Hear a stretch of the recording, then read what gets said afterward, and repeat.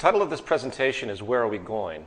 This is actually the second part in a two-part series. The first one was done in London called Where Are We Now?, which dealt with the financial system and other attributes you might be familiar with if you follow the work that I do with the Zeitgeist movement, which is the activist and communication arm of another organization called the Venus Project. More on these organizations as we go along. Part 1, Evolutionary Baggage.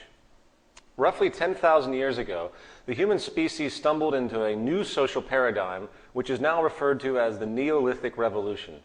During this time, it appears we began a transition from predominantly egalitarian societies consisting of hunters and gatherers to an agricultural revolution where deliberate cultivation of food replaced the more passive finding of food sources, hence allowing for much more control over production.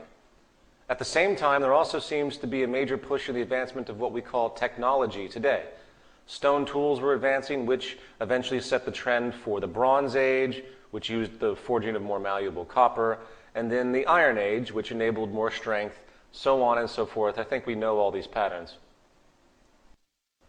Since this period, we can look back and recognize a constantly increasing rate of technological development.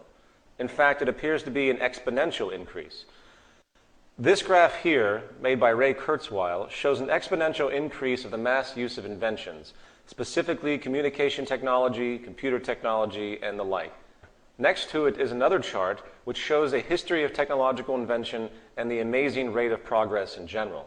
I think it is safe to say that this evolution of technology, and hence science itself, has been and continues to be the fundamental catalyst for progress and change. It is by far the primary factor driving the development of human civilization, not only in the facilitation of achieving specific ends, but also in the more subtle manifestation of our belief systems, philosophy, frames of reference, and essentially how we interpret the world around us. The scientific method itself is a form of technological tool, and its application has continually advanced our understanding of the world around us, facilitating constant change. Unfortunately, cultural beliefs that we all share, traditions, are very rarely in tandem with the socially progressive nature of science and technology. This is termed culture lag. This stems from social identifications with existing traditional values and established institutional practices.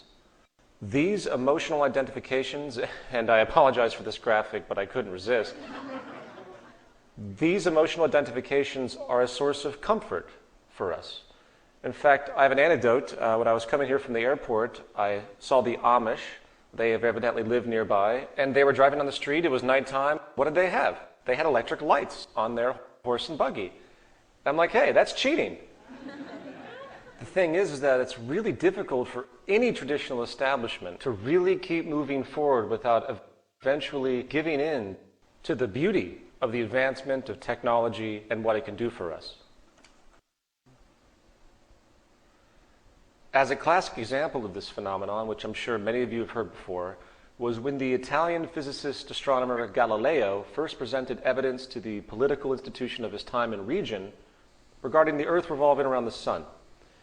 He was met with deep threat and deep opposition by the political religious establishment, for it was very much contrary to their religious texts and hence traditional identifications. In fact, the Inquisition banned the reprinting of Galileo's works for 76 years after his death. The reality is, institutional establishments, meaning institutions of both traditional codified thought and institutions with societal influence and power, meaning philosophy dogmas on one hand and corporations and governments on the other, each have a high propensity to engage in denial, dishonesty, and corruption to maintain self-preservation and self-perpetuation. The result is a continuous culture lag, where social progress, by way of incorporating new, socially helpful scientific advancements, is constantly inhibited. It is like walking through a brick wall, as the established power orthodoxies continue to perpetuate themselves for their own interests and comforts. Now, to illustrate this phenomenon in a modern context, let's examine one of the oldest established orders still in use today, the monetary system. When I say the monetary system, I don't mean native monetary policy, interest rates, the fractional reserve policy, central banks, or any other component attribute. I refer to the absolute foundation of the concept being a system of incentive, acquisition, and exchange. So first, let's ask the most fundamental question. Why did we invent money? Contrary to the attitudes of most of the world's population today, money is not a natural resource, nor does it represent resources. Money is actually a social convention for managing scarcity and rewarding creation. If a person grows a food product on a plot of land, that product is given a value, 1, based on how scarce the product is in the region, hence the level of demand versus supply, and 2, along with the amount of labor and time spent to produce that product. Generally speaking, if a product is rare in the society, then its value is raised. If the skill set needed by a person to cultivate that product is also rare in the community, then the value is increased as well. This is the basic theory of value, which you'll hear in Economics 101.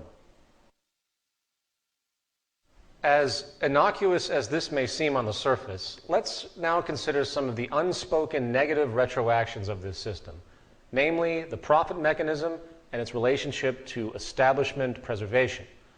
Very simply, problems and scarcity equals profit. Socially negative attributes of society become positively rewarded ventures for industry.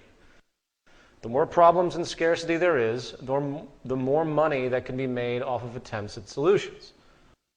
The more efficiency created in society, the less opportunities for monetary acquisition. Think about this.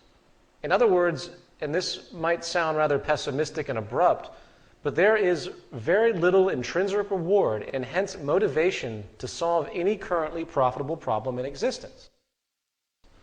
The very nature of monetary reinforcement condones the perpetuation of problems. For example, energy is the cornerstone of our society. You would think that scarce and depleting oil supplies, which is a common speculation at this point in time, peak oil, would be a dire concern given our current social dependence, posing nothing but negative connotations. No, not in the short term. There is nothing the oil companies want more than consistent scarcity. The 2007-2008 speculative bubble in oil, which shut down schools, school buses, and caused immense hardship for the lower classes for both home heating and transportation, is a classic example. If oil companies know that they can make more money by having their items scarce, the propensity to deliberately limit production and disregard social concern or simply be dishonest outright about available resources is very high. The same goes, unfortunately, for every other socially dire problem, such as environmental pollution. The more polluted our water tables and taps become, the more industry can compensate by offering profitable solutions. This creates a perverse reinforcement of indifference to environmental concern by industry. For the more damage there is, the more money that can be made. It is simply how the game is set up, and the psychological ramifications are sick and profound. Let's consider the medical industry, which should be one of the most altruistic and progressive institutions we have, as our quality of life often depends on it. However, we need to realize the simple reality that the medical establishment, with its millions of employees, thrives off of the sickness of the population. The more problems solved in the realm of disease, the less money that can be generated. For example, the cancer industry. This is a massive, multi-billion-dollar a year industry, a trillion-dollar industry, with a very large number of people in employment.